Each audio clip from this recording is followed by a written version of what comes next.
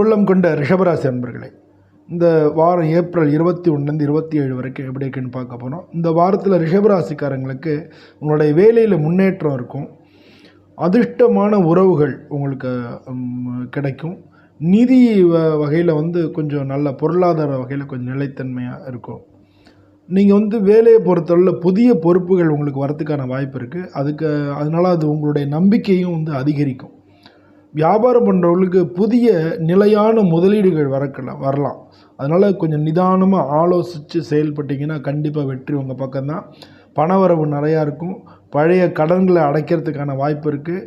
நீங்கள் அதிக மீட்டிங்லாம் நல்ல தைரியமாக பேசுனீங்கன்னா வாய்ப்புகள் உங்களுக்கு கிடைக்கும். மீட்டிங்லாம் ஜம்முன்னு அட்டன் பண்ணுங்கள், வாய்ப்புகள் உங்களுக்கு கிடைக்கும்.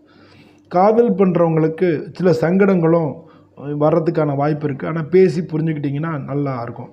குடும்பத்தில் உள்ளவங்களோட ஆரோக்கியம் நல்லாயிருக்கும், மன நிம்மதி இருக்கும். குடும்ப உறுப்பினர்களோட பொழுதை கழிக்கிறதுக்கான வாய்ப்புகள் கிடைக்கும். உடம்பு நல்லாயிருக்கும்.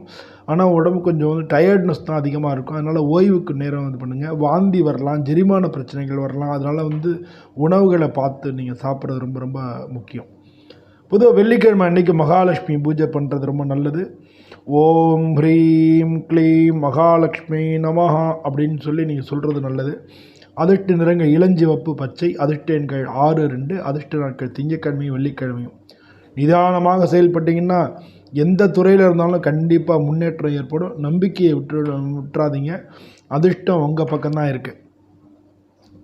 எல்லோரும் நம்ம சேனலை சப்ஸ்கிரைப் பண்ணுங்கள், நண்பர்களுக்கும் ஷேர் பண்ணுங்கள். நன்றி, வணக்கம்.